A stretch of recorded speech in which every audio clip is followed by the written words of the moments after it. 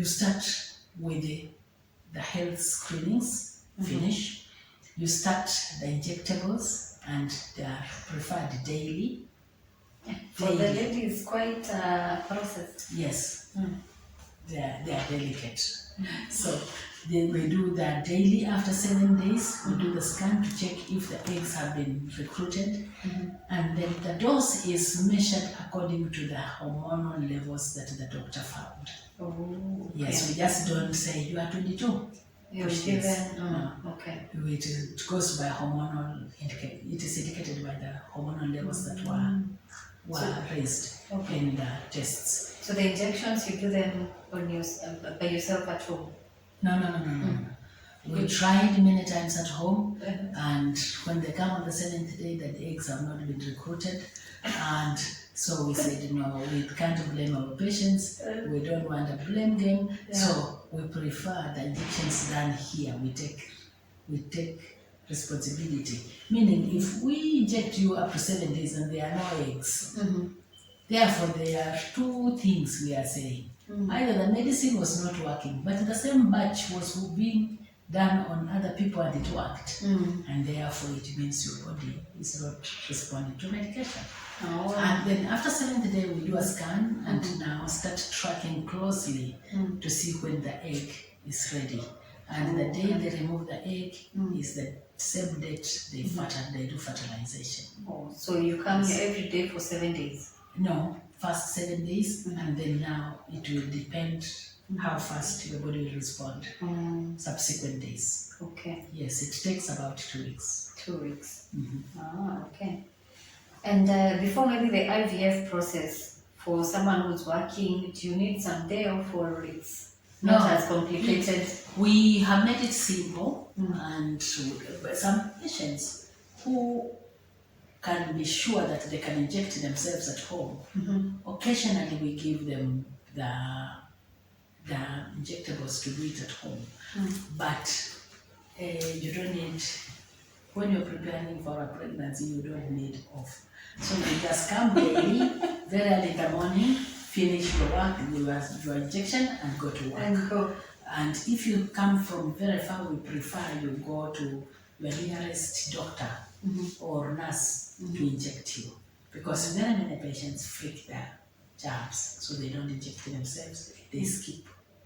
Many have skipped before, but others have done it so well and been successful. Okay. Yes. All right. Wow, today we've really learned quite a lot. And you see, Joy, IVF in Africa is a very new thing. It's just 17 years old. 17 years is so new. Oh, 17 is new. In Kenya. In Kenya. Yes. It's something so new that many people do not understand it too well. So you don't give them responsibilities of something they don't understand. They don't understand. And yet they are paid so much money. Yes. Okay. Yes. Would you maybe tell us the cost of rough estimate? It's about $500,000. $500,000? Yes, it's if you're using your own eggs, after the tests cost 26,000 Kenya shillings or there. And the treatment, if you're using your own eggs, it costs 440,000 Kenya shillings. Okay. Meaning, and if you're using donor eggs, you still undergo the tests, and then you'll spend extra 40,000 on top. Yes. Okay. And if you are going to add sperm donation is 20,000. So we have supplementary costs here and there, like you may need to do testicular aspiration, whereby they go to the testicles to pick the sperms. So every supplementary treatment has its cost in education. Okay, but roughly $500,000. Yes, Roughly, about just $500,000. Yes. Okay. All right. Now, do you do other services apart from IVF? Yes, the IVF is a basic one, but there are those patients who have... IVF is basic.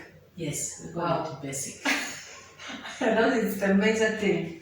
Yeah, we call it basic because we want to demystify the understanding that it is a big process. It's a very costly basic thing. And those who have understood it as a basic have found it easier to digest the process. IVF is not supposed to give you harrowing, it's not supposed to be a harrowing experience. It's supposed to be basic. The word is basic. Yes. Okay. But there are some patients who have, say, cancer.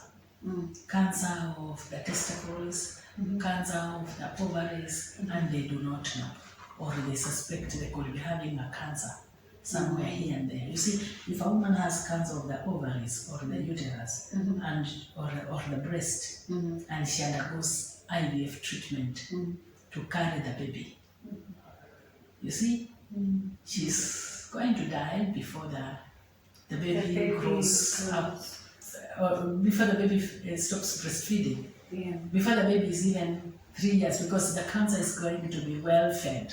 Yes, with the pregnancy hormones. So what happens is we do also liquid biopsy programs, whereby we take some blood and run it within 30 hours or less. Yeah, we have results to show if there is underlying cancer somewhere. And such people can be given direction on how they can do their treatment. Then that genetic screening, the genetic screening I've just talked about, is an addition to IVF treatment. And those things that I'm talking of, ICSI, injecting, it is addition to the basic treatment. For now, the cases of cancer, that's where also surrogacy comes in. Yes. Okay. Yes. And we also allow, we are looking at areas whereby we will be able to freeze eggs for ladies, particularly, but with a reason. Particularly those ones who are going to undergo treatment. But for men, we are freezing already. We have started freezing the sperm. Yes, because there are so many men who are supposed to be undergoing treatment for sperm, for their cancer treatment, and and the sperm may be affected, so we freeze their sperm first. Yes. Oh, wow. So for the ladies, you can't just walk in and say, I want my eggs frozen. No. What? We do frozen for what? Does it happen outside Kenya maybe? Maybe, yes. Or it's just in the movies, I've seen that. Freezing of the eggs. If every IVF, there are very few IVF centers in the world. If they were to freeze eggs of desiring women, how many tanks will they be? Because I will freeze mine for very many reasons. Wow. You take 4 to use with this friend. If he's not very nice or it's not successful, you look for. You see, it can be misused. So there must be a reason. In medicine, there must be a reason for everything. Everything has a rationale for action. Oh, wow. Yes. Okay. So what's the way forward now for IVF? IVF, we are looking at 5 things. Number 1, to create awareness. Number 2, this clinic is looking at ways whereby we will be able to reduce the price. Because that price is high, and it is because of the cost of medications and taxes. Because medicine coming in is taxed. And therefore, you can't lower the prices. Yeah, we can't lower. We can. It's going to be lowered one of these days. That would really be helpful for so many people out there. Yes, because the price is already low. Because if it is 440 in 2022 and it was 300,000 in 2004. Is it lower now? Yeah, Yes, sure. it's sure. lower. And It we was have, quite high that time. yes. And in some places it's much higher. And you see that is a whole package. Yeah. A whole package from start of treatment up to the date we give you the results. Everything The inclusive. whole period until now you say you're told you're free not to start your antenatals. No, until you get the results for pregnancy test. Oh, okay. Yes. If you have succeeded, you move on.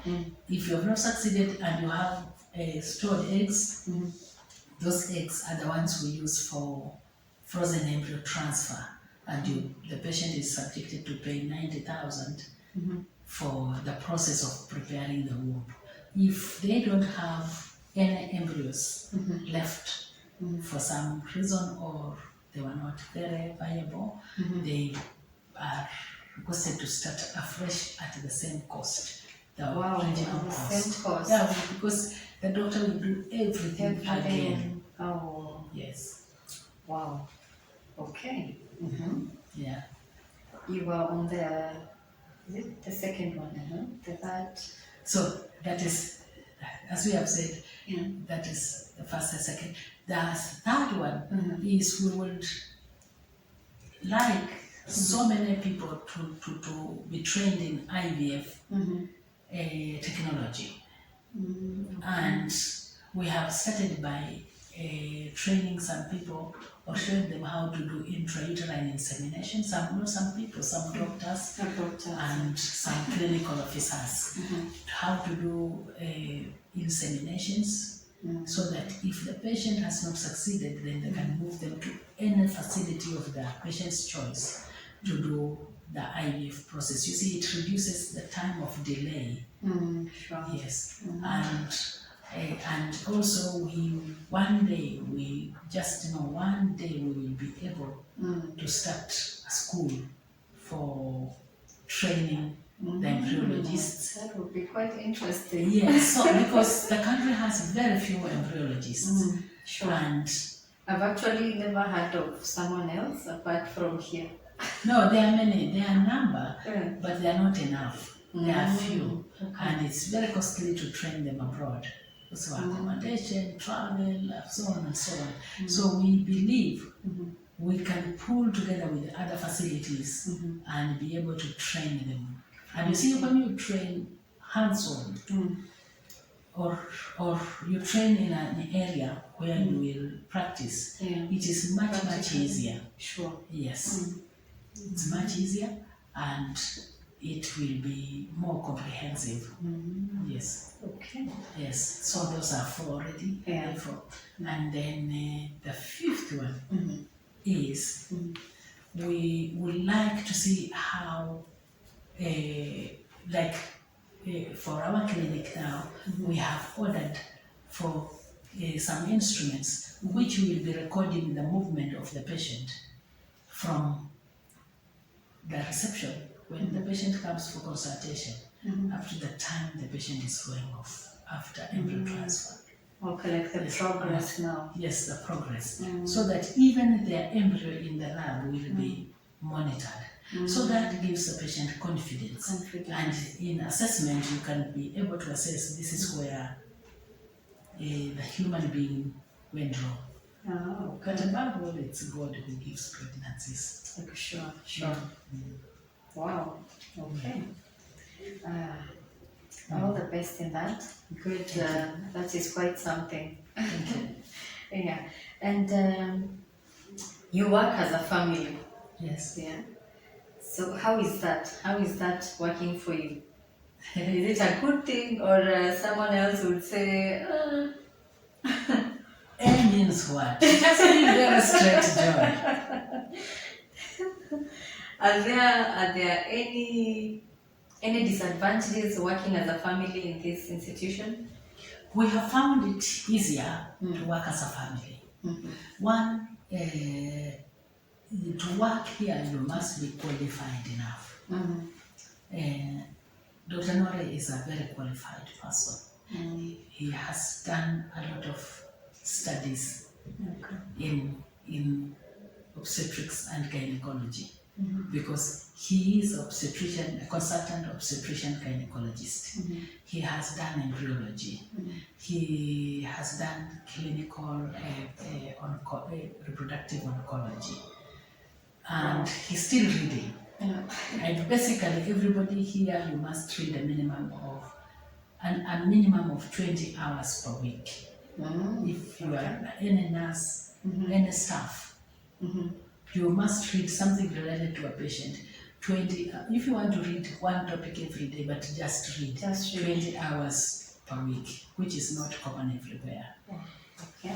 So you're reading every trope people are reading. Yes, then you must be referring to something. Like now, the nurses have not gone off, but they are in their books. Oh, wow. And you see, you asked a question which I'm not trying to evade.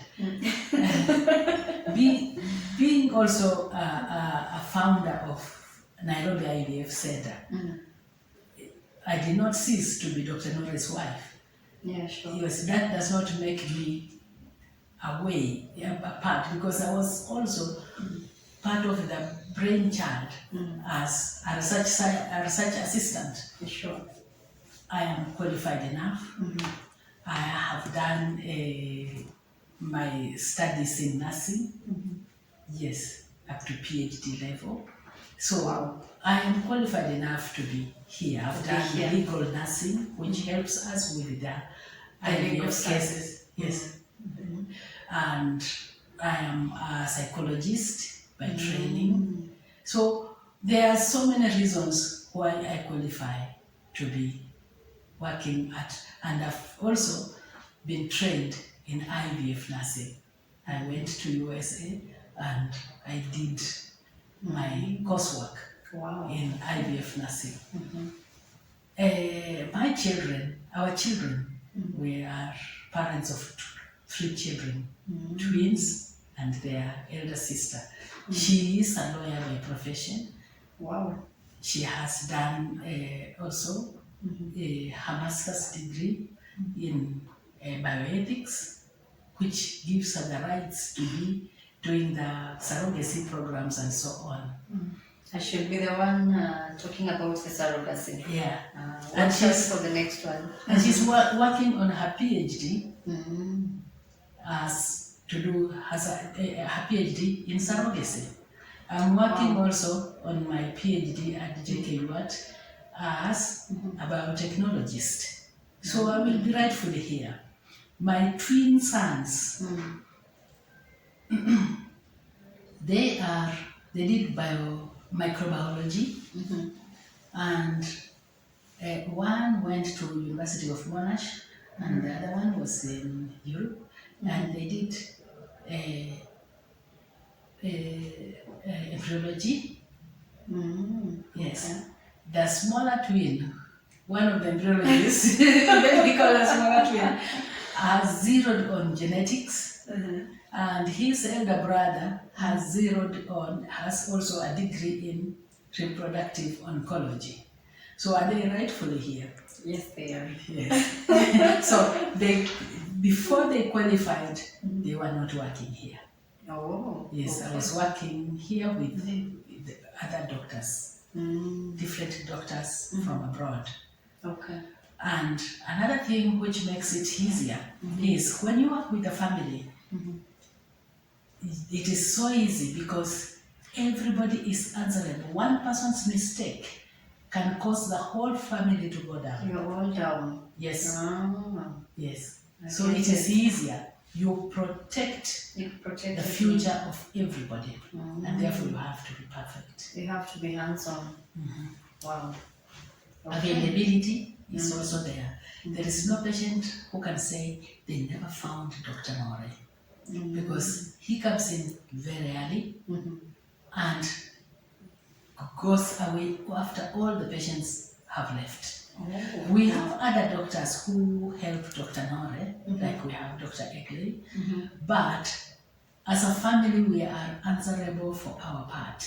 And since our biostatistician, our legal officer, started working with us, the costs of legal fee, the legal fee is down. It's down. Because there was a patient who was charged 1 million by a lawyer, and they never got their babies. Wow. They didn't get their babies until after 7 months of delivery. But since she started working with the patients, it has been very easy. Our embryologists, we are always available, and therefore it's a daily thing. It is when the patient wants it, not when we have a batch. So we don't do batches. It is according to the patient's cycle and not according to everybody's, because you can't pull people together. Sure. It is not fair. Yes. So you're fully here? Yes. You don't work here in maybe another hospital? No. We are fully here. Dr. Nora does not go to any other hospital and does not do deliveries in any hospital in the country, unless he's invited to witness or to assist, which is rare. His call is here. All our full time here? Full time, yes. You don't practice here and somewhere? No. I do, after my administrative work, at least I can go and do the farming part of it. But Dr. Nora has to be full-time here. Full-time. And everybody, our primary center of work is here. Yes. Wow, quite interesting. Yeah. Wow, good job. And Thank you. Would you say you have competitors in this industry? We don't have competitors because that is a very harsh word. We have colleagues. Oh, wow. Yes. I think it's the first time I'm hearing that. Yes, we have colleagues. Because the situation, let us say, in Kampala, for example, we borrow things from each other when we need them. Because when we were starting IVF Centre and then they started, we were just sharing medications because they could find a medication, they have started a patient with a medication and it's not available in their country. Yes, so we used to share a lot of things, including our machines, including even the embryologist. Okay. Yes, the embryologist could go to Kampala. There are a few times our embryologist has gone to some centers to do, to support them. And there are times when I have given out some instruments. If someone's instrument fails and the patient is ready, you can't subject a patient to a referral. You can just negotiate, and not negotiate in terms of money, but just lend. Sure. Yes, and there are so many times I've received the medications from other doctors within Nairobi here. So we don't see them as competitors. No. Yes, and we share a lot of information with each other. Yes, so and if a patient comes, say let us say from Aga Khan Hospital, and comes here and tells us I was at Aga Khan, we don't even feel offended. And if a patient says, I want my embryos transferred to Aga Khan, we'll say, okay, just send the embryologist of Aga Khan to come. And it's at a friendly level, not a rival level. No rivalry. No. It's our desire never to start it. Wow. Yeah. Okay. Now on to our last question. If you have more questions, we can always have another session, right? Yes. Yeah, I'm sure there will be so many questions after this. That's excellent. Yeah. Do you feel that there's a need to create more awareness on IVF? Yes. Especially in Mashinani. I feel this information is not available at the Mashinani level. The challenge that is there is cost of communication. Yes. The cost of communication is the challenge. And you see, one person cannot do it. Yeah, sure. Just the way I've informed you that Nairobi IVF started the communication, and newspapers picked it, and they have been very supportive. Nation newspaper, Standard newspaper, they have been and others, they have been very, very supportive in this endeavor. And journalists have been very, very supportive to both patients and IVF centers. So awareness needs to be made, and the Ministry of Health cannot do it alone. We need a whole, that, let it be taken away. You see, when we are dealing with COVID, I am sorry, I'm mentioning COVID in relation to this, they can never be compared with each other. But let us say something like COVID, or the way we treat malaria. Malaria is lighter. Okay. It's a lighter understanding, or a friendly, tolerated term than COVID. So the way the chief will talk of malaria and mosquitoes, and the policeman will talk of malaria, the nurse in the village, the doctor, and the pastor. You see, everybody is talking about malaria and how to conquer it. Let it be the same. But women and couples who don't have children have been treated in a very sad way. They have been mistreated, that is the word. And sometimes blackmailed. Blackmailed in this way. Someone, let us say, Joy, you are the CEO of this charcoal company, and you want so much charcoal to be packaged because you are exporting it. And the gentleman says, one of the staff say, oh, I'm not able to come because I need to go and take, put it this way, you are the CEO and you are the owner of you are the CEO of the charcoal office, and you don't have children. You'll find one of your staffs coming in and saying, you see, my child fell sick at night. And the child was not sick. My child fell sick at night. You see, you don't understand. If you had children, you see, that is a very painful way of abusing somebody. So, very many people have been abused by their junior staffs, by their colleagues, because of childlessness.